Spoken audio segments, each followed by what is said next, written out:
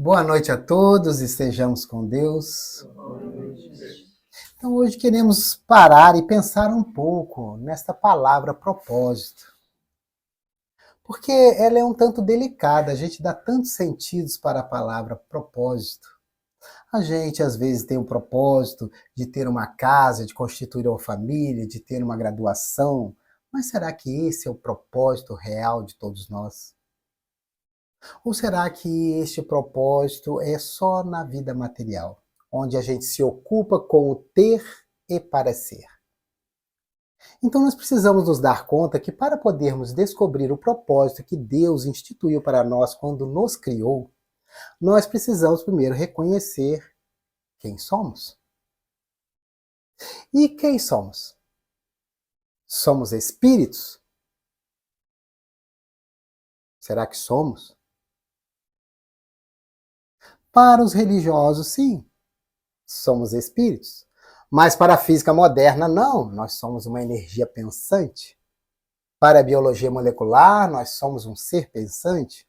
Para a psicologia, nós somos um ser psicológico, self, eu profundo, ser causal, ser essencial, depende da abordagem. Que possuímos perante a física moderna o psicossoma, energia modeladora.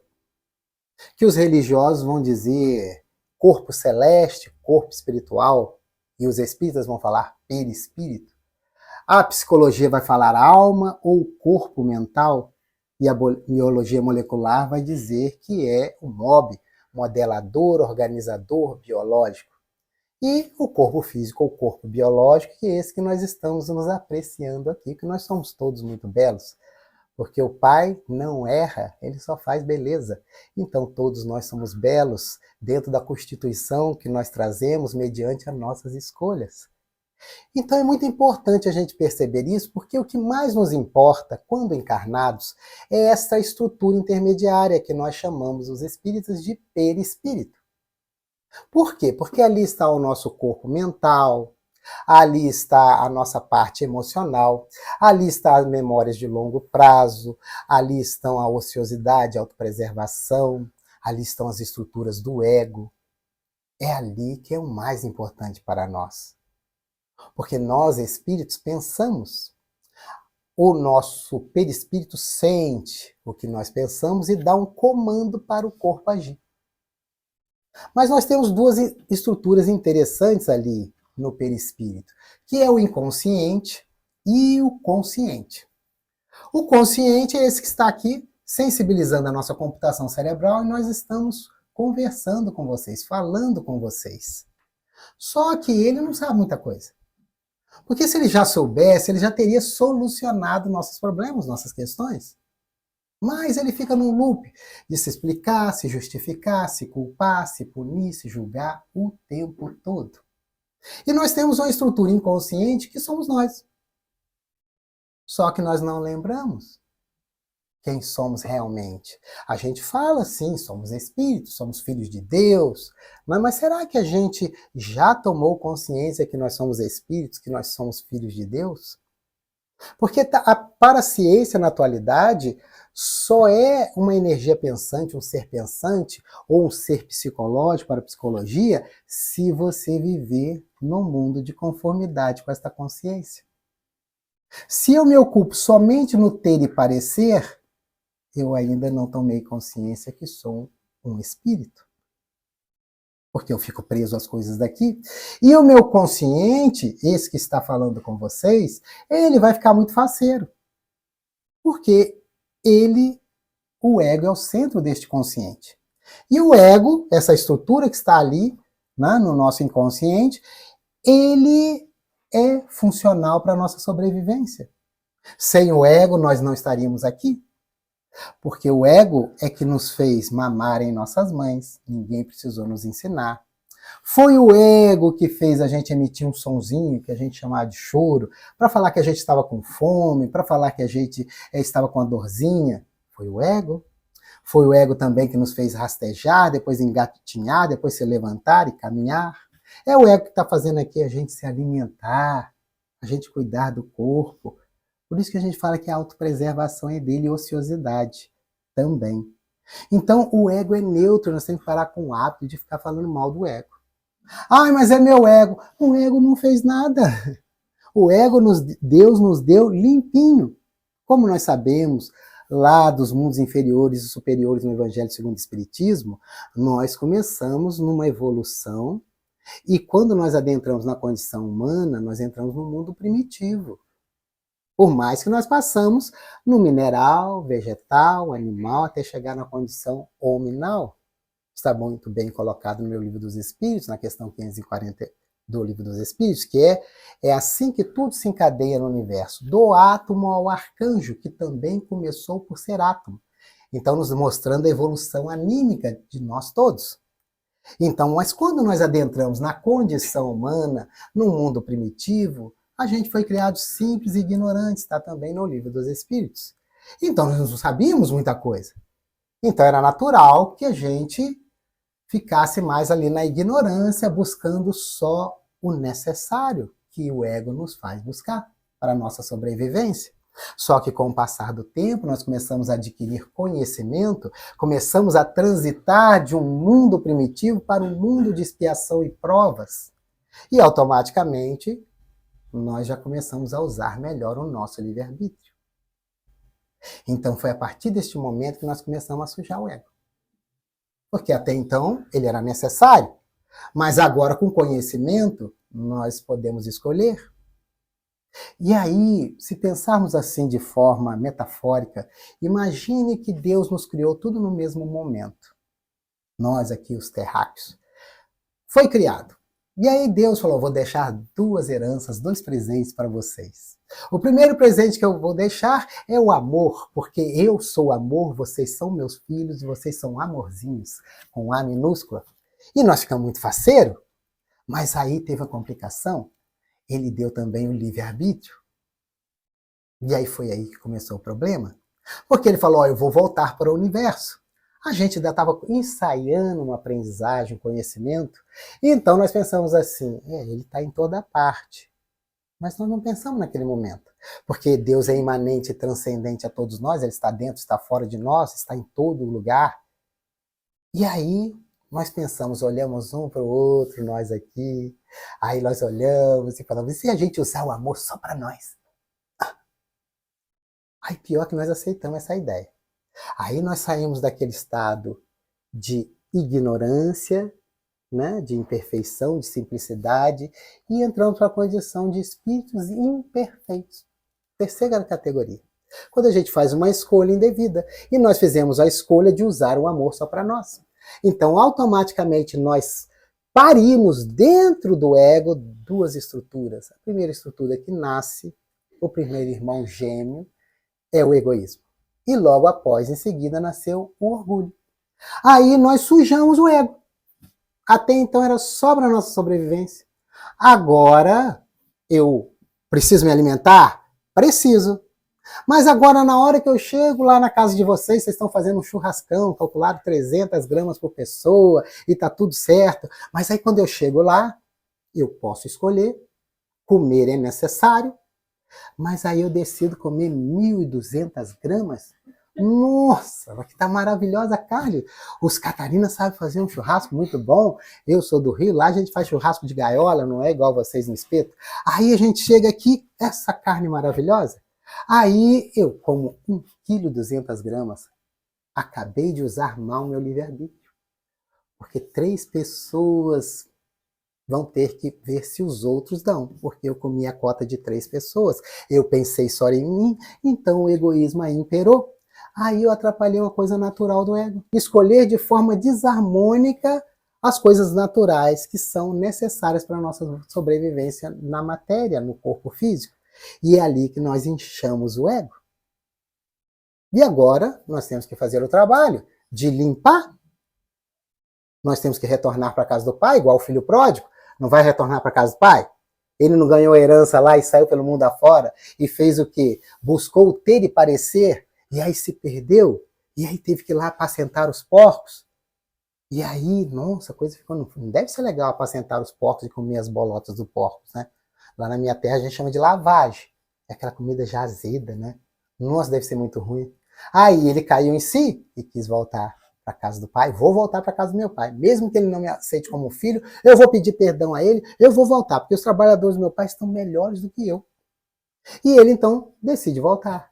E esse é o nosso caso. Nós todos estamos voltando para a casa do pai, cada um na sua velocidade, cada um usando o seu livre-arbítrio da melhor forma possível. Então, por isso que nós precisamos conhecer essa estrutura, porque nós temos que ser mais práticos. A regeneração já está aí. E como que funciona o mundo regenerado? O mundo regenerado não tem problema com o planeta. O mundo regenerado não tem problema com o reino mineral, nem vegetal e animal, porque todos eles estão cumprindo o papel deles. Quem é que faz bagunça? Aquele que raciocina. Os seres humanos, nós. E se nós já estudamos lá que no primitivo a predominância é a ignorância, e quando a gente caminha para um mundo de expiação e provas, a gente agora vai ter um percentual de conhecimento pequeno, em média 25%, e 75% ainda patinando na ignorância. Então, para chegar no mundo regenerado, precisamos do equilíbrio. É 50-50. Então, nós precisamos agora equilibrar as forças. Que forças são essas? O nosso lado equivocado e o lado que nós somos. Aqui é um estado, aqui é o que somos. Só que isso daqui a gente não dá muito ouvido. A gente esqueceu. A gente esqueceu que nós somos filhos de Deus. Nós esquecemos que Jesus falou que nós somos deuses para brilhar a nossa luz. Porque tudo o que ele fazia nós poderíamos fazer, mas nós não acreditamos que somos deuses, que nós somos filhos de Deus. Então nós acreditamos mais nesse lado de cá, mas nós precisamos transmutar esse lado para cá. Então por isso que é importante que nós precisamos ter consciência que somos espíritos. Nós não podemos nem falar assim, meu espírito. Quando eu falei meu espírito, eu já inverti. Agora eu sou um corpo que tem um perispírito e que tem um espírito. Está equivocado, porque o corpo vai se definhar.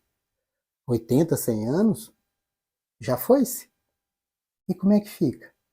Aí se eu viver pautado no referencial do corpo como se fosse eu, tudo que acontece com esse corpo eu estou reclamando. Uma dorzinha, uma patologia, um acidente, aí eu estou sempre reclamando, porque eu pauto a minha vida no corpo. Eu não sou um corpo, eu estou no corpo.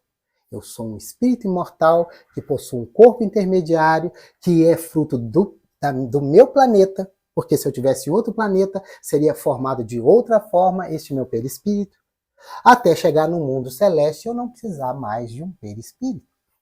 Até o mundo ditoso, o quarto, ainda nós vamos precisar de um perispírito. Mas no mundo puro, celeste, não. Por isso que Jesus teve que adensar muito a sua estrutura para poder estar aqui conosco. Senão ele não estaria aqui conosco. E levou bastante tempo a fazer isso. Porque ninguém desrespeita as leis universais. Principalmente os espíritos puros. Então eu preciso ter consciência que eu sou um espírito, que possui um corpo intermediário, que está gravado tudo ali das minhas experiências vivenciadas. E ali vai vazar no corpo, porque o corpo é o dreno do perispírito. Se a gente pudesse ver nossos perispíritos, a gente às vezes ia até se assustar. Porque cada escolha equivocada que a gente faz, a gente deforma esta forma. E aí eu vou ter que lapidar. Por isso que Jesus falou que a porta é estreita. Larga é a porta que nos leva à perdição, mas a porta estreita é onde nos leva à salvação. E para passar a porta estreita, nós vamos passar sozinhos. Não adianta eu chegar lá, mas minha mãe, mas meu pai, mas meu irmão, mas minha esposa. Não, olha, aqui é você com você, é o tribunal da consciência, que já está em nós. E aí, às vezes, eu vou chegar lá e não vai dar para passar na porta.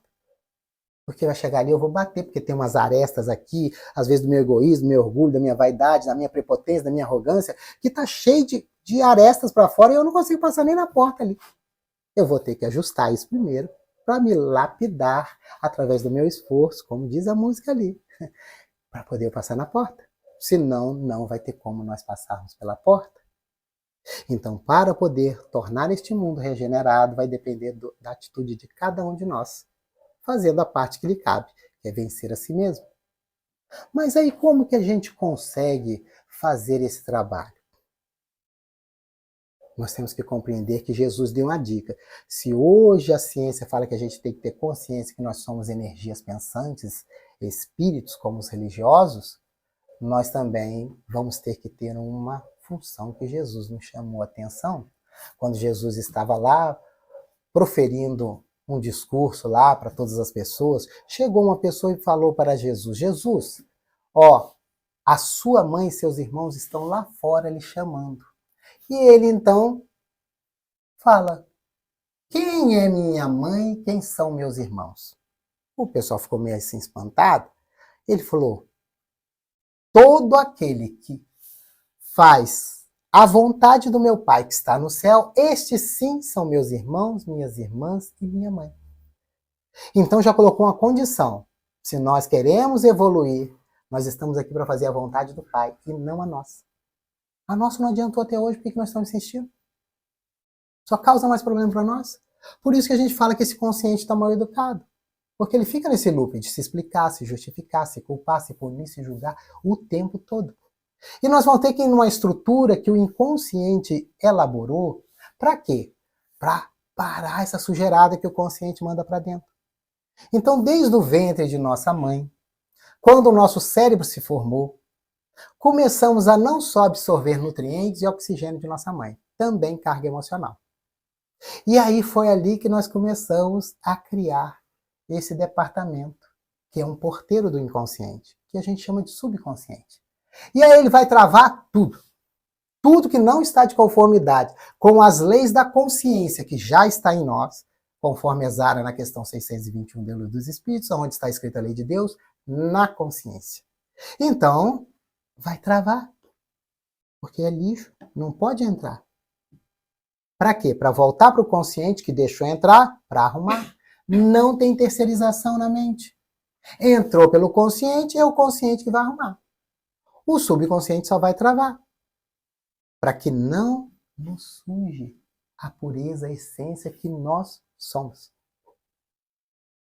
E ali também no subconsciente, ele é automático. Ele não raciocina e é estático. Então por isso que às vezes a gente pega e age emocionalmente, dá um berro com o filho, aí depois a gente fala: ai, por que eu gritei? É porque é impulso, é automático, ele vaza, ele não tem certo e errado. Certo e errado porque a gente acredita que existe isso. Porque a única coisa que existe é o amor, é o bem, é a verdade. Ah, mas o mal? O mal não existe. O ruim não existe. Só existe porque nós acreditamos que ele exista. É muito simples. Os ensinos dos Espíritos e do Mestre Jesus é perfeito.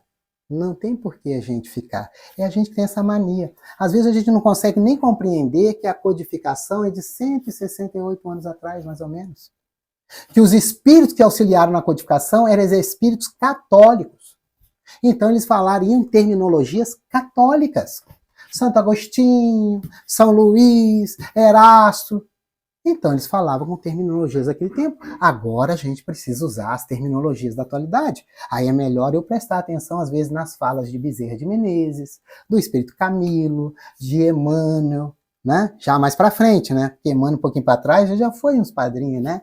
Ele já esteve passeando por aí como padre, né? Nós conhecemos bem. Então ele tinha também terminologias católicas, mas nós hoje a gente não chama nem mais de obsessor mais os espíritos, nem a espiritualidade superior chama eles de obsessores, chama eles de equivocados, irmãos amados equivocados. Então nós temos que corrigir nossa linguagem. A doutrina espírita é uma doutrina de cultura e ela acompanha o progresso. Então nós precisamos já mudar, né? Fica tão pesado, obsessor. Não, é nosso irmão equivocado. Como foi a gente lá atrás. Porque hoje a gente está melhorzinho. Pode ver que eles vêm nos trabalhos mediúnicos para reclamar da gente. Nenhum chega e fala assim: ah, mas você foi muito bom comigo. Não reclamar, mas você aprontou comigo, você pintou o 7 comigo. Porque os complicados estão encarnados. Os problemáticos estão encarnados. Porque se a gente estivesse lá, a gente está sendo torturado, está sendo preso. Lá naquelas regiões bem abissais. Né? Porque nós aprontamos bastante. Mas aí é muito interessante que eles não sabem o que acontece. Porque às vezes a gente faz o planejamento lá e a gente está lá naquele grupinho dos bagunceiros. Aí quando a gente vai, vamos para lá e vamos fazer uma bagunça lá no planeta. Aí a gente combinou. Quando a gente sai, eles perdem o contato. Porque os nossos mentores, nossos protetores nos pegam no caminho. Ô, meu irmão, você vai continuar fazendo bagunça lá? Vamos fazer diferente, nunca deu certo, olha só como é que você sofre. É mesmo, né? Ah, então como é que vai ser? Vem cá, vão te levar aqui para uma colônia aqui, vou te dar o treinamento, vou te qualificar, aí você vai descer e vocês vão trabalhar no bem. Aí quando chega aqui, a gente tem o véu do esquecimento. Aí esses irmãos chegam nos trabalhos mediúnicos de desobsessão e falam assim, mas você nos traiu! Não, mas eu não lembro. E também eles não viram que nós fomos pegos no caminho. Aí eles acham que a gente está acomunado lá atrás com eles, mas no caminho mudou todo o planejamento. Por isso que eles chegam revoltados. Porque eles acham que nós traímos eles. Não, nós não traímos ninguém. A única pessoa que a gente trai é a gente mesmo. Então por isso que nós precisamos nos dar conta que nós estamos aqui para fazer a vontade de Deus, não mais a nossa. Porque a nossa já não deu certo. Se nós somos espíritos que começamos aqui, mas pelo Evangelho, é meio complicado a gente pensar que às vezes a gente é daqui, porque aqui são espíritos primitivos. E lá Emmanuel, no Caminho da Luz, coloca muito claro, os africanos e os chineses são raças muito antigas, primitivas aqui. E os indígenas. Mas uma das características para virmos para cá, porque viemos espiar. E pode ser que todos nós sejamos espíritos exilados, lá da constelação do Cocheiro, de Capela, porque nós viemos espiar, às vezes, nossas faltas, porque o espírito primitivo, ele não precisa espiar, ele passa por provas. Então nós temos que pensar, por isso que é bom a gente estudar lá o Evangelho segundo o Espiritismo, dos mundos superiores e mundos inferiores, para que a gente compreenda que às vezes a gente é uns degredados, e temos que tomar cuidado para ver se a gente não vai repetir a lição e ir para outro planeta, né? Então vamos procurar fazer o nosso melhor, a música nos convida a fazer agora, o nosso melhor agora, não vamos deixar para depois não. Mas o que nós precisamos para começar a fazer isso? Nós precisamos seguir 7 palavras. Se a gente seguir essas 7 palavras, não tem como. Isso é um processo de autodescobrimento, autoconhecimento. Não podemos ficar mais lotados de teoria, de conhecimento, de intelecto. Não, porque é isso que degreda a gente. Os exilados de Capela foram degradados porque eles evoluíram muito tecnologicamente, intelectualmente, mas moralmente não. Então nós precisamos nos dedicar aqui às questões morais. Precisamos vencer, e isso sai do campo do entendimento, do conhecimento, para o campo da compreensão, o campo da prática, o campo da ação. Nós precisamos vivenciar o conhecimento que a gente já possui. E nós temos bastante. Nós já bebemos em todos os continentes. Nós já passamos por todas as situações.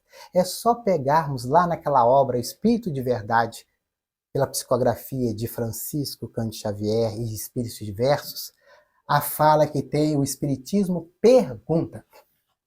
E lá ele vai contar assim que nós passamos em todos os lugares, já fizemos de tudo, e a pergunta do Espiritismo é, você vai continuar ainda sem renovar-se? Porque nenhum de nós pode falar que já não carrega todo o conhecimento necessário para a gente mudar de padrão vibratório. E é através do autodescobrimento, autoconhecimento. Então, se nós seguirmos 7 palavrinhas, vai ser muito prático para a gente. Porque nós temos que viver a doutrina, viver o Evangelho de Jesus. Então, a primeira palavra é querer. Nós precisamos querer. É a primeira palavra. Eu quero realmente isso? Ou eu quero continuar na repetição? Porque nós não estamos repetindo por 1 milênio.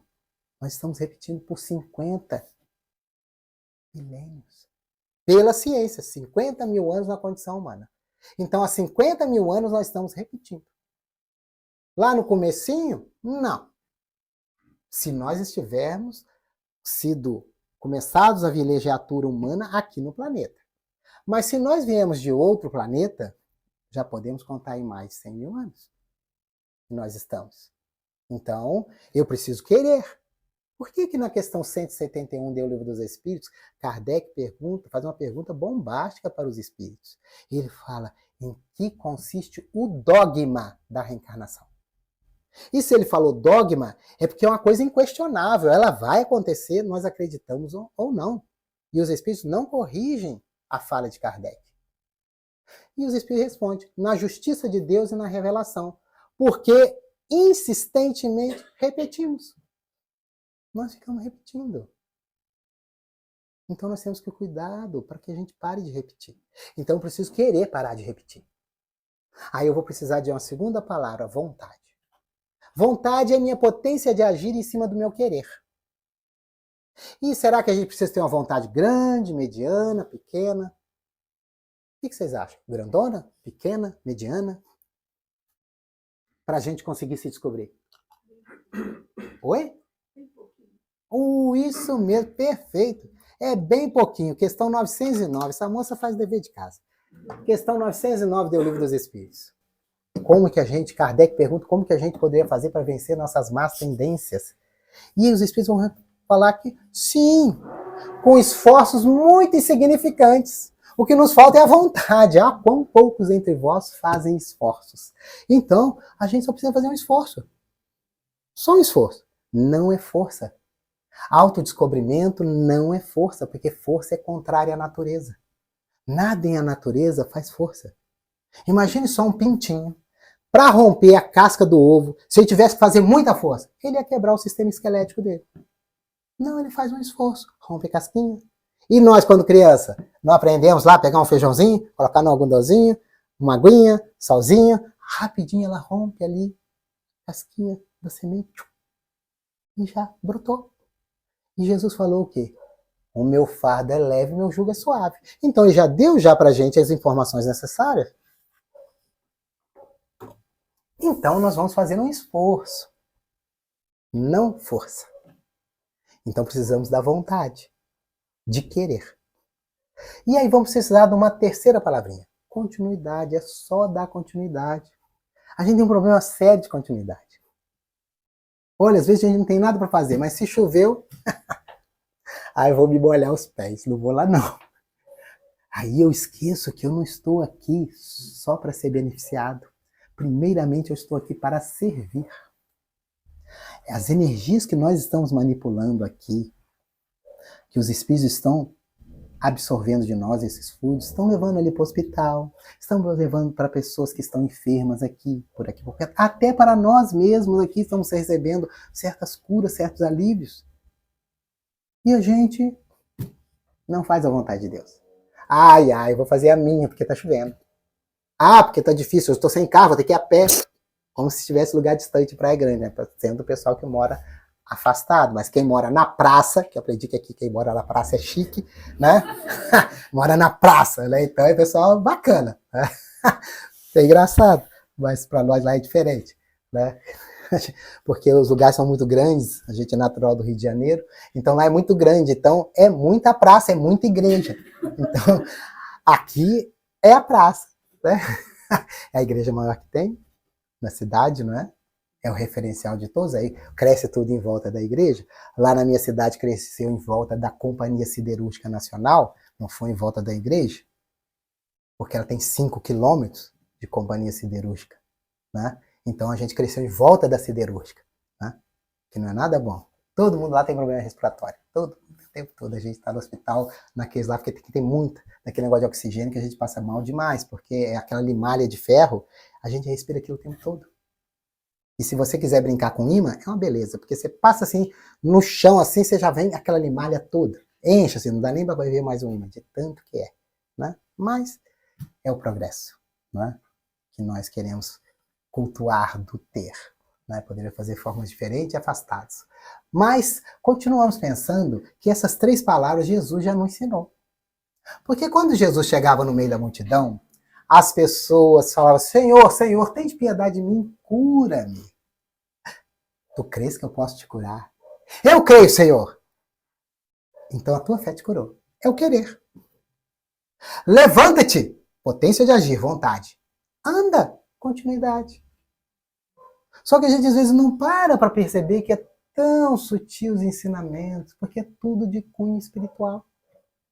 Jesus não gastava energia com a matéria, porque a matéria é só a energia congelada, como dizia Einstein, né? Estamos aqui presos a 5 sentidos, mas nós somos capazes de muito maior percepção. Por isso que quando a gente desencarna é um problema. Porque se eu criei alguns embaraços, eu vou sentir agora por todo o corpo, por toda a minha estrutura perispiritual. Não vai ser só eu olhar com os olhos, que eu não estou conseguindo nem ver o que está atrás de mim. Não vai ser só sentir pelo tato. Não, eu vou sentir, ouvir por toda a minha estrutura perispiritual. Aí eu vou lá e cometo suicídio. E aí depois eu fico doido, porque multiplica por 1000 o meu sofrimento.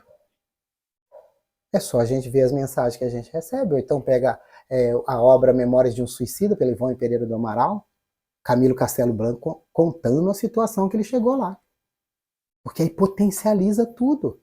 Olha, estar no corpo é muito bom. Vocês não sabem como é que é bom. Então vamos fazer de tudo e cuidar desse corpo para a gente chegar a mais de 100. Porque quanto mais a gente ficar aqui, mais a gente pode agir no bem e mais a gente pode aliviar a nossa barra lá. Porque a gente fazendo a claridade, a gente está cobrindo a nossa multidão de pecados. Não é o amor que cobre a multidão de pecados, a caridade é o amor em ação. Então, quanto mais tempo a gente ficar aqui, porque na próxima, se eu reencarnei aqui, eu quero vir mulher. E eu quero fazer igual os antigos de Praia Grande, que fazia 12, 13, 14 filhos. Que aí você traz os inimigos tudo pro berço, que aí você pode puxar a orelha, você pode gritar com eles, porque do lado contrário você não ouve, eles estão aprontando e você não percebe. Então é melhor trazer tudo. E hoje ninguém quer ter filho. O pessoal está fugindo. A espiritualidade está até agindo, fazendo vir gêmeos, trigêmeos, quadrigêmeos, porque o pessoal não quer ter filho. Olha, você não sabe o tanto de espírito que reclama nas reuniões mediúnicas que a gente não dá oportunidade para eles. E nos chamam de egoísta. Porque poderia ter mais um pouquinho, mas a gente não tem. E estou falando dos nós, estou falando dos mais velhos não, que nós já estamos saindo de linha, né? De linha de produção, né? Os mais novos. Então pensemos nisso. 3 palavrinhas, já temos 50% para nos autodescobrir. Mas vamos precisar de uma 4ª palavrinha. Paciência. Com quem que nós vamos precisar ter paciência? Com esse consciente mal educado. Porque, como o ego é o centro deste consciente, ele fala assim, olha, não começa esse negócio não, você cumprimenta aí, reforma íntima, autoconhecimento, olha, você vai ficar enrolado. Você vai ficar enrolado. Deixa do jeito que tá, a gente sofre um pouquinho, mas a gente tá acostumado. Ele fica na zona de conforto, porque o ego está conduzindo ele. E aí, automaticamente, a gente não vai fazer o esforço. Porque ele vai querer ficar na zona de conforto. Ah, deixa do jeito que tá. Ai, lá na casa espírita. Ai, não, já fui lá, eu fui 3 vezes esse mês já, e mais um. Ah, não, a um não vai dar nada. Ah, não vou, grupo de estudo? Ah, grupo de estudo, então piorou. Ah, não, nossa, a gente tem que discutir lá, tem que trocar informação, tem que falar. Nossa, a melhor coisa que tem é grupo de estudo. Porque a gente pode pegar, a gente fala as nossas batatadas, aí o outro vem e já fala pra gente, olha, não é bem assim, aí a gente já começa a corrigir as coisas que estão meio distorcidas em nós. E é só nessa refrega que a gente consegue. E é grupo de estudo. Que na realidade não é nada de grupo de estudo, isso é mentira. Não sei se falaram pra vocês. Não existe grupo de estudo na casa espírita. Vocês sabiam disso? É terapia de grupo. Através dos conteúdos que a gente estuda da codificação, vai nos levar à terapia de grupo para a gente aprender a conviver. Você já viu como é que tem gente complicada nos grupos de estudo? Nossa, tem uns temores, tem coisa. Mas é para isso, porque a gente precisa aprender a conviver com os diferentes. Né? Conviver com quem pensa igual a gente, já dizia Jesus lá quando os discípulos falaram para ele assim, mestre, dura esse discurso, quem é que pode ouvir? Aí Jesus, vai que fazer de especial? Amar os que vos amam é muito fácil. O cobrador de imposto ama, o doutor da lei ama, o sacerdote ama. Agora, amar aqueles que espizinham, amar aqueles que caluniam, amar os vossos inimigos, esta é a regra de ouro. Então é para isso que é grupo de estudo. E aí vai ter sempre alguém complicadinho ali, sempre alguém para tirar a paz, porque é necessário. Eu não sei se vocês já ouviram falar de Gurdjieff, que tinha um curso de psicologia na Europa, E certa feita, isso no século XIX, Gurdjieff foi proferir palestras na Europa. E lá os alunos da escola dele de psicologia expulsaram um aluno lá, porque tinha um aluno, o Anton, que ninguém suportava o Anton. Ele conseguia tirar todo mundo do sério. E aí eles expulsaram o Anton, enquanto Gurdjieff estava fora. Quando Gurdjieff voltou, quem que foi o primeiro que ele perguntou? Cadê o Anton? Aí o pessoal, professor, a gente não aguentou ele. A gente sente muito, mas não aguentamos. Nós expulsamos ele daqui. Mas, pelo amor de Deus, o que vocês fizeram? E aí o Gurdjieff saiu a procurar o Anton por tudo quanto é lugar.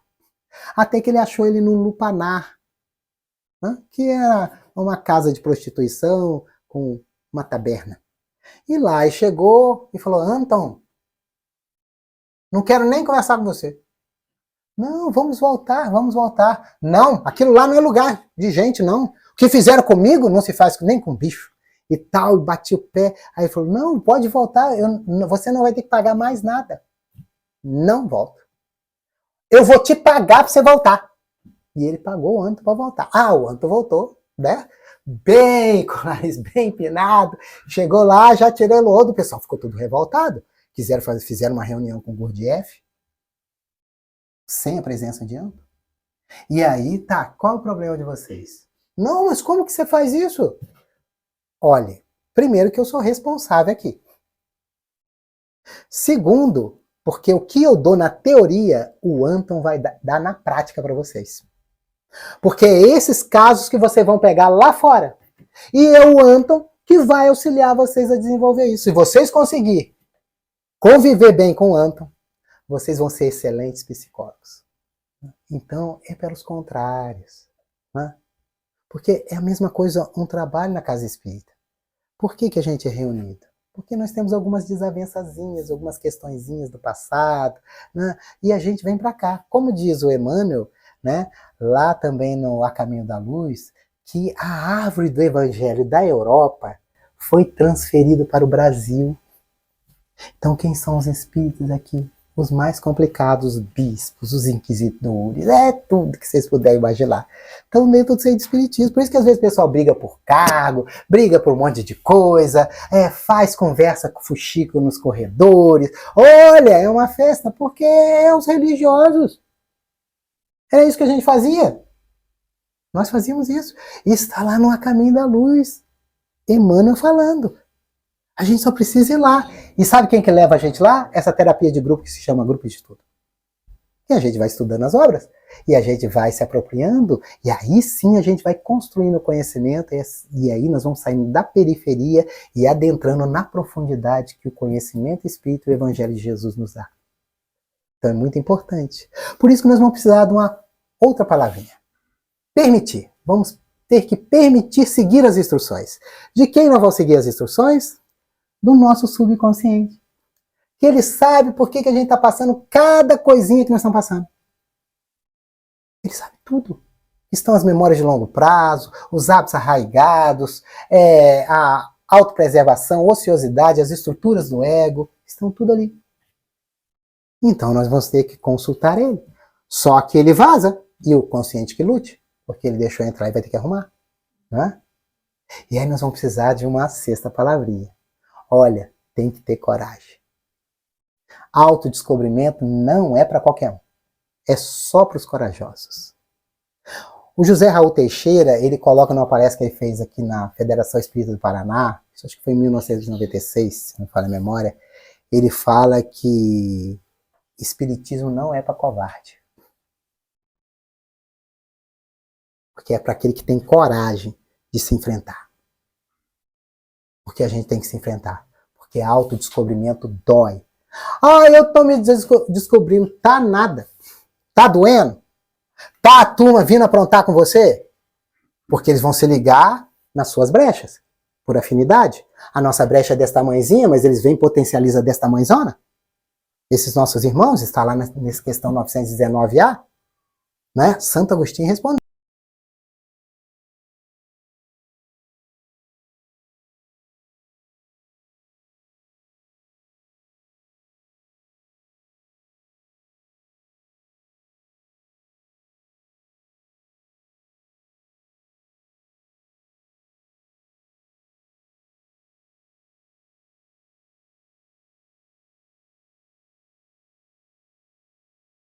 mostrar onde às vezes a gente não quer ver.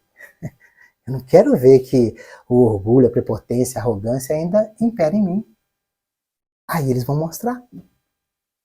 E eles vão bater doído.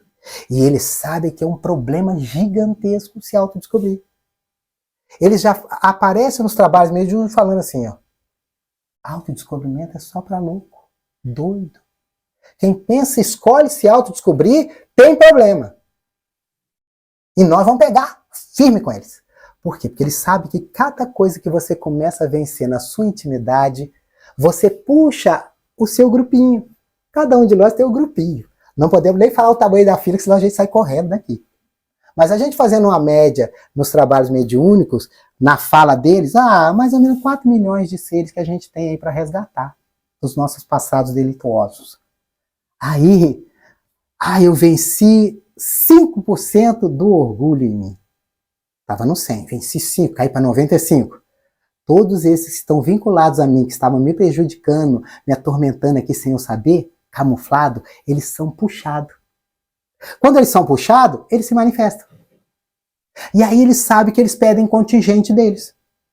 Porque aqueles ali vão ser arrastados pelo exemplo, porque palavra não adianta não.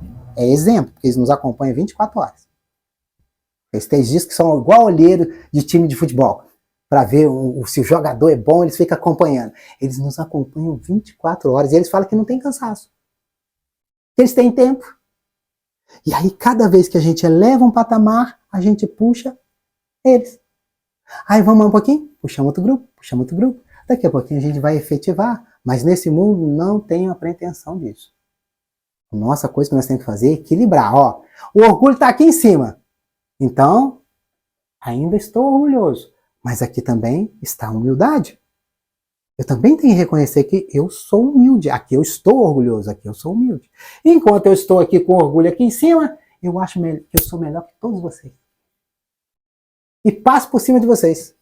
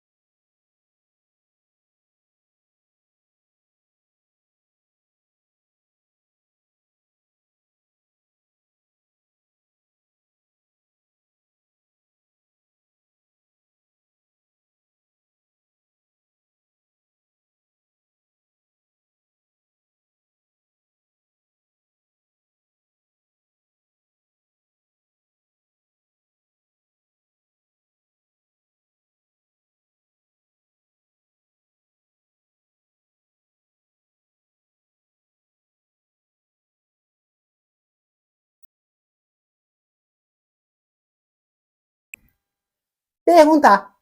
A gente se descobre perguntando. Por isso que a primeira obra basilar é um livro de perguntas. 1019 perguntas. Kardec pergunta. E nós precisamos perguntar para quem? Para essa estrutura que a gente chama ego. Para ela, porque ela sabe tudo. Então nós precisamos... onde começou a usar meu livre-arbítrio aí que criou o egoísmo? Ele vai falar assim, Não queira passar o carro na frente do boi. Porque você demorou esse tempo todo para você tomar vergonha e começar a se descobrir. Então, você nesse espaço de tempo, você criou um monte de emoções secundárias, frutos do egoísmo, do orgulho. Então, o egoísmo criou uma patotinha, aí ele criou o apego, a carência, o ciúme, a inveja. O orgulho também não ficou para trás, criou a vaidade, a prepotência, a arrogância, a soberba. Aí esses daqui se envolveram, aí já nasceu a impaciência, a intolerância, fez uma patota gigantesca. E aí depois que eles falaram assim, nossa, nós não fizemos tanta gente, né? Como é que nós vamos fazer? Aí eles falaram assim, vamos criar umas máscaras, né? Vai ficar divertido. Porque aí a gente se faz, aí a impaciência já virou uma máscara da paciência. A intolerância se vestiu de tolerância. Mas tinha que ter alguém para governar, né? Aí foi quando o egoísmo e o orgulho, porque o egoísmo falou, eu não vou cuidar de ninguém, só penso em mim. O orgulho falou, sou muito importante para cuidar dessa gentalha. Então, ele se disfarçou, o egoísmo de altruísmo e o orgulho de humildade, criaram o falso self, o falso eu, o falso vocês. Que Jesus chamava de que forma? Cuidado com os falsos profetas, certificar se eles são de Deus, certificar se é você que é um Deus. Aí ele se faz passar. Por isso que a gente entrou no estado de alienação. Condição de espírito imperfeito é estado de alienação, nós somos doidos. Nós enlouquecemos, porque nós ficamos na autossuficiência do ego. Agora que nós estamos começando a romper essas estruturas. Agora. E dá trabalho. Porque se criou muitas máscaras. E esse falso self, ele se faz passar do ser que a gente é e não é. Então é para essas estruturas que nós vamos perguntar. E como é que a gente pergunta? Quem é em mim? Então eu estava aqui na casa, aí vocês falaram umas coisas, eu me senti magoado. Aí é problema de vocês? Não. É problema meu. Se eu sentir essa mágoa, eu vou perguntar, quem em mim ficou magoado com a fala dos integrantes da Sociedade Vinha de Luz? Eu preciso vir aqui e ver quem que está aqui. Com certeza é algum filhote do orgulho. Eu me milindrei. Por causa da fala de vocês. Então, eu pego o milindre, aí eu vou ter que depois, quando aparecer de novo, vou ter que perguntar mais, porque agora eu não me milindro mais, que eu descobri quem é que estava fazendo isso, era um milindre. Aí, quando eu vou para uma outra etapa, eu já agora vou pegar quem que criou o milindre? A vaidade. Opa! Tá, agora eu vou lá na minha vaidade. Aí depois, eu pego o orgulho. Não é assim, não dá salto. Eu não tenho como pegar direto o orgulho e o egoísmo, porque eles são base estrutural do ego, das nossas imperfeições. Então, se a esposa vem e fala para o marido, fala uma coisa e o marido se magoa, quem em mim ficou magoado com a fala da minha esposa? Mas também eu ativei o negativo. Quando eu ativo o negativo para descobrir quem ficou magoado com a ação da minha esposa, eu estou automaticamente já me auto-perdoando porque ainda estou agindo desta forma. Mas eu vou perguntar também para o outro lado, mas quem em mim é a cura para esse estado que apareceu? Eu vou trazer a minha positividade, o ser divino que sou também. Eu preciso trazer os dois. Eu não posso ficar só olhando para a minha negatividade, nós temos que parar com esse hábito. Olha, nossas negatividades, nossas imperfeições é isso daqui. Nossas qualidades, a nossa perfeição como filhos de Deus é maior do que essa casa toda. Mas nós ficamos só olhando para cá. Pode ver que a gente tem mania de ficar olhando o defeito dos outros, que a gente projeta nos outros. Aí a gente olha no outro aquilo que a gente não tem coragem de ver na gente. Isso é projeção. Aí a gente olha para o outro, nossa, mas fulano é tão ruim. Quem em mim também carrega a mesma coisa num grau diferente, às vezes, do que o outro, mas tem aqui. Mas eu admiro a fulana. Mas também quem em mim tem essa qualidade que a fulana tem? Porque se eu admiro, é porque eu também tenho. Se eu julgo, é porque também eu tenho. Olha como é que é um processo muito simples. Mas qual de nós tem coragem de fazer isso? De olhar para a gente desse jeito. Porque se eu já tivesse vencido aquela questão que o outro está apresentando, eu não me incomodaria. Eu já venci. E eu teria uma compaixão Porque eu iria relembrar aqui nos meus arquivos que eu também já agi igual a ele. E teve irmãos, principalmente nossos mentores, que nós damos trabalho para eles, que teve paciência com a gente, falando, não, você vai conseguir, irmão, vai, tenta, consegue, você está conseguindo. Então, do mesmo jeito eu vou exercer com ele. Porque foi assim que Jesus ensinou. Eu tive fome, me deste o que comer. Eu tive sede, me deste o que beber. Eu estive preso, esposa me visitaram. Os discípulos, mas quando que nós fizemos? Quando você estava desse jeito, mestre? Toda vez que você fazer a um daqueles pequeninos, é a mim que vocês estão fazendo. Então, quando eu estou servindo, quando eu estou auxiliando, eu estou servindo, eu estou fazendo a Jesus. E eu preciso aprender a me tratar bem. Porque foram essas negatividades, essas minhas imperfeições que me trouxeram até aqui hoje. E aí agora eu vou pegar e ter que destruir, eu tenho que matar. Fui eu que criei. Por que agora eu quero matar? Não. Kardec nos propôs domar. Domar não se mata. Então ganhei um cavalo, paguei 1 milhão nesse cavalo, agora eu vou matar ele para domar ele, não vai dar certo. Eu vou domá-lo com todo carinho, ensiná-lo e tudo mais. É a mesma coisa que nós vamos fazer com a nossa negatividade. E nós precisamos vir aqui e acolher nossas positividades. Olha, nós somos. O mestre não mentia, nós somos deuses. Então vamos tratar o nosso lado aqui com carinho, nos auto-perdoando. Quando eu faço o que em mim para a minha negatividade, eu estou me auto-perdoando. E quando eu questiono o que em mim para a minha positividade, eu estou me auto-amando. E aqui vai vir, e somente a minha humildade vai acolher o meu orgulho. Somente a minha paciência que vai acolher a minha impaciência. É assim que funciona o processo. Mas também eu vou aprender a fazer o que em mim externo. Eu preciso fazer um que em mim externo também. Por quê? Porque eu tenho que saber que identidade que eu estou nas situações. Então vamos dizer que eu vou lá visitar minha mãe já está com 70 anos, vamos dizer, na minha está com mais. Mas vamos dizer que ela estivesse na casa de 70 anos. Aí eu vou visitar minha mãe e eu preciso perguntar, quem em mim vai visitar a minha mãe? Quem visita a mãe é o filho, é a filha. Eu não posso chegar lá na casa da minha mãe e querer ficar ensinando a ela, ficar retrucando ela, porque ela tem esse jeitinho de 70 anos de existência. E se eu tô com 50, não, é mais um pouquinho, há 50 anos e 7 meses, porque eu sou prematuro, eu a conheço desse jeito. Conheci desde o ventre que ela é desse jeitinho. Aí agora eu vou querer ficar lá, indo para lá. Eu não sou mãe dela, eu estou na identidade errada. Eu não sou pai, não sou mãe dela. Eu não tenho que ir lá querer ensinar minha mãe que ela tem que mudar depois de 70 anos de existência. E a gente vai fazer isso. É um péssimo hábito. Aí nós saímos de casa para trabalhar, mas acabamos de brigar com o marido. Aí quem é que vai para o trabalho?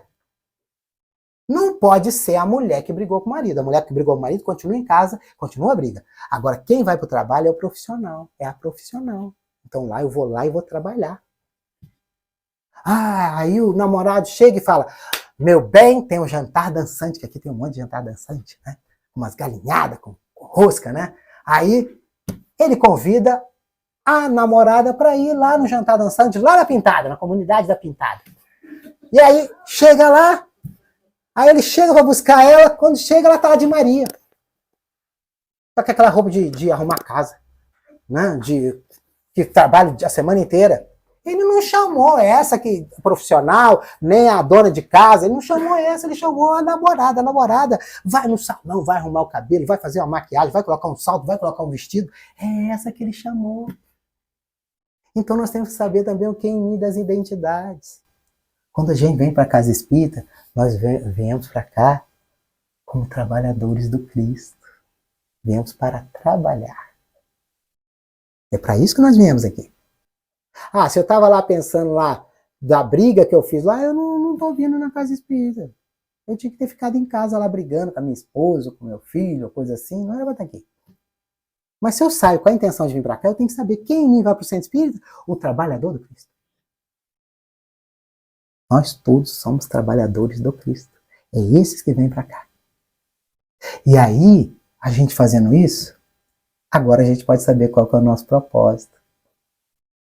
Porque o propósito é uma palavra de origem latina, vem de proponere, que quer dizer colocar à frente. O que nós precisamos colocar à frente? Deus nos criou para que nós colocássemos à frente o quê? Se nós pegarmos no Evangelho, poderíamos falar assim, o Deus conduzindo o diabo, que é o adversário. Paulo de Tarso, o homem novo conduzindo o homem velho. Os orientais, a luz conduzindo a sombra. Nos testamentos, o Novo Testamento atualizando o Velho Testamento. Na psicologia, o self conduzindo o ego. Nós só precisamos colocar à frente o Filho de Deus, conduzindo o servo, porque o ego é um servo para nós podermos sobreviver na matéria. Olha, o Evangelho está cheio de exemplo. Por isso Paulo fala, combati o bom combate. Para Paulo de Tarso, o bom combate é vencer a si mesmo. O homem novo conduzindo o homem velho. Esse é o nosso propósito.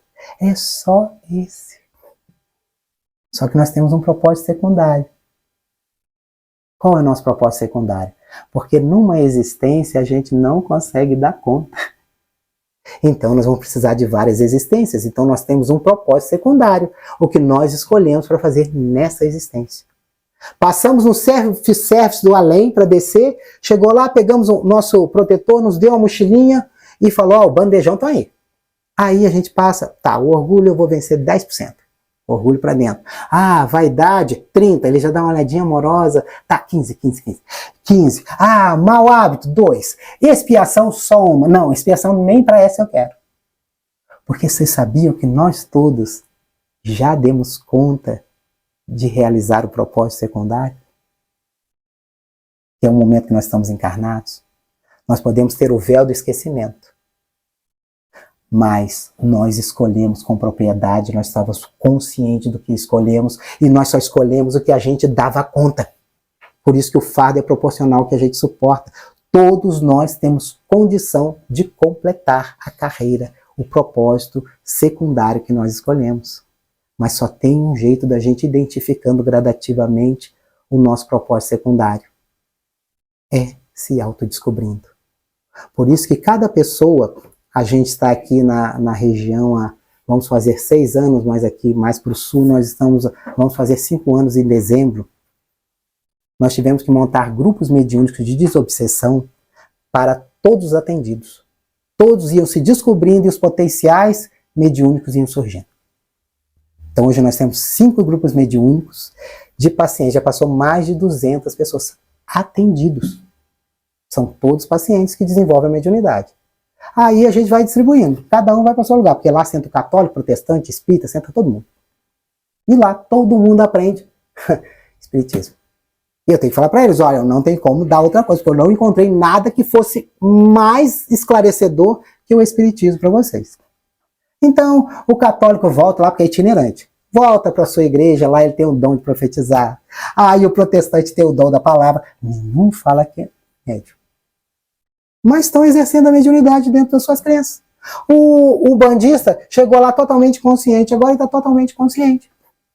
Chega lá, o espírito fala, pega um charutinho, pega uma cachaçinha. Não quero. Se você quiser dar passividade, eu deixo. Mas sem beber e sem fazer isso. Está consciente.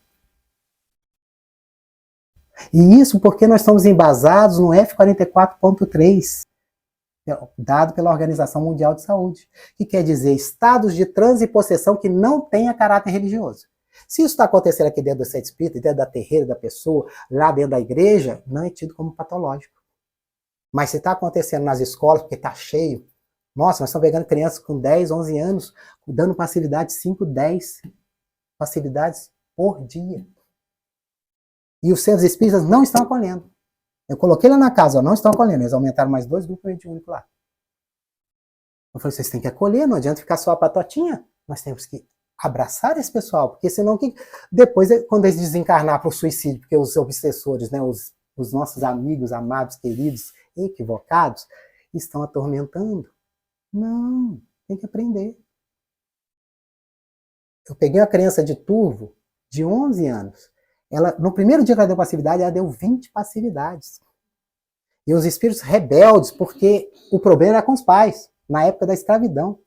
Então eles faziam ela mijar pela casa inteira, evacuar por tudo quanto é canto, espalhar tudo, pegar pasta de dente, abrir, fazia tudo. E eles ficaram doidos, nunca viram isso, católicos. Aí um pessoal lá do Timbé entrou em contato com a Casa da Fraternidade, a Casa da Fraternidade que eu trabalhei há um tempo lá na Casa da Fraternidade, e a gente teve vários casos ali de obsessões na infância. Aí falou, procura o Jonério. Ele lidou aqui com os casos aqui. Aí nós começamos a atender a menina e os pais. Numa semana, nós demos um treinamento de dialogação. Aí eles passaram a conversar com os espíritos. Eles passaram a conversar. E hoje eles participam de uns grupos que a gente tem online, que nós temos grupo online já há 4 anos. Quando o Covid entrou, nós não paramos.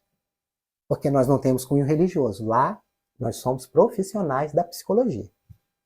Então, nós não temos esses negócios. Limitações, só os espíritos da atualidade colocaram, porque Kardec não tinha limitação. Eram nas casas das pessoas, em tudo quanto é lugar. Com muita propriedade, Kardec. Então nós temos que parar de tirar esse engessamento, porque quando nós abrimos a primeira vez, porque chegou, tinha 10 pessoas dando passividade na poltrona de atendimento. Tinha que conversar, ainda tinha que filmar para eles saberem que eram eles, porque eles não lembravam. E aí nós tivemos que montar, nós chegamos a ter grupos 7 dias na semana. Era muita gente. Hoje nós só temos 5. Para também sobreviver, que senão a gente não sobrevive. Tá? E olha que o pessoal participa lá e participa na Casa Espírita também. Porque o trabalho do bem é para qualquer lugar.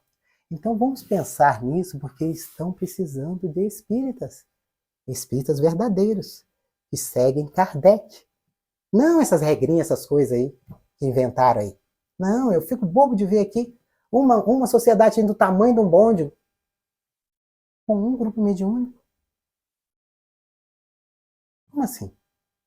Na sociedade que eu participava no Rio, desde que nasci, porque eu era forçado aí, porque senão eu apanhava. Minha mãe e meu pai era aqueles inquisidores que se tornaram espírita, então não tinha jeito, nós apanhava mesmo. E era horrível ir na casa espírita, porque lá tinha evangelização. E a evangelização era igual à escola. Então, se era igual à escola, você ficava de segunda a sexta na escola, chegava lá, tinha ditado, tinha que saber, Kardec, Hipólito, Leão Denisard de Rivaio, nasceu em 1804, e a gente queria saber tudo de cor. Tinha ditado, tinha prova. Eu vou querer estudar de novo, 5 dias na semana, mas eu não gostava de apanhar, aí eu ia. Né? Lá só nessa sociedade tinha 30 grupos mediúnicos. 30 grupos mediúnicos. Porque todos nós temos o potencial da mediunidade. E quanto mais a gente se descobrir, mais o potencial aflora. E isso nós descobrimos na prática, nesses atendimentos aqui. E já passou mais de 200 pessoas, hoje nós estamos com os grupos que equivale assim, a umas 50 pessoas. E eles são itinerantes, aprendem a lidar com a mediunidade, cada um vai com a sua crença. Tem uns que ficam, porque gostam do trabalho, porque as mensagens são maravilhosas, os irmãos que vêm são muitos auxiliados, e eles reclamam, porque quando eles entram lá com os atendidos, quando ele entra pela porta, ele não consegue sair. Aí o atendido sai faceiro, aquele que estava tentando fazer ele suicidar, ficou lá preso. Aí eles chegam reclamando, mas vocês me prenderam aqui. Não, rapaz, aqui é igual aquele ditado, tem o ditado. Pague para entrar, reze para sair. Aqui não precisa pagar para entrar, mas rezar para sair vai ter que rezar. Vocês não gostam de rezar? Aí o que eu posso fazer? Vai, reza aí. Não, eu não quero rezar. Então vai continuar aqui. Aí eles rezam, eles pegam, aí os irmãos encaminham eles. Então, para a gente ver como que a gente pode levar tudo com naturalidade. E que possamos ter em mente que, olha, façamos as 7 palavrinhas, façamos o que é em mim, estudemos doutrina espírita, valorizemos. Olha, eu vi ali grupo de estudo ESD. Olha, não tem coisa melhor que isso. Falo por experiência própria. Estudo sistematizado na casa espírita é a melhor coisa que existe. A gente aprofunda realmente. E aí nós podemos lembrar de Silveira Horta, lá em Parnaso do Além-Túmulo, quando ele nos traz uma oração, uma poesia. Ele começa dizendo: Pai nosso que estás nos céus, na luz dos sóis que brilham no infinito, Pai amoroso e bom, de todos os seres aflitos que gemem, que choram, que se debatem, que se estertoram, nesse mundo de caos, nesse mundo de escarcéus, Santificado, Senhor, seja o teu nome sublime que em todo o universo exprime ternura, concórdia, misericórdia, amor. Venha ao nosso coração o teu reino de bondade, reino de paz, reino de claridade, nessa estrada augusta que nos leva à perfeição. Cumpra-se o teu mandamento, Senhor. Mandamento que não vacila, mandamento que não erra, seja nas engrenagens do céu, seja nas estruturas da terra, onde ainda deparamos com tanta luta, tanta mágoa, tanta amargura, tanta ignorância, tanto sofrimento. Livra-nos de todo mal, mas dai-nos hoje o pão em nosso caminho, permitindo que ele seja amassado com o trigo do amor, nas mãos do carinho de nossos benfeitores espirituais. Auxilia-nos, Senhor, para que em nossos deveres cristãos aprendamos a amar a todos como nossos irmãos, primordialmente aqueles que se acham distantes do bem, sob a proteção de Jesus. Livra a nossa alma do erro, neste mundo de desterro, distantes da tua luz. Perdoa-nos, Pai, os erros escabrosos de passados tenebrosos de iniquidade e de dor, para que um dia a tua ideal igreja, a igreja da fraternidade, a igreja da verdade, da emancipação espiritual, a igreja da fraternidade possa realizar dentro de nós o altar mais venerando da mais pura caridade, para que dentro dele possa cumprir a vontade do teu inesgotável e puro amor, hoje e para sempre, que assim seja. Muito obrigado, Pai da vida, muito obrigado a todos. Uma boa noite.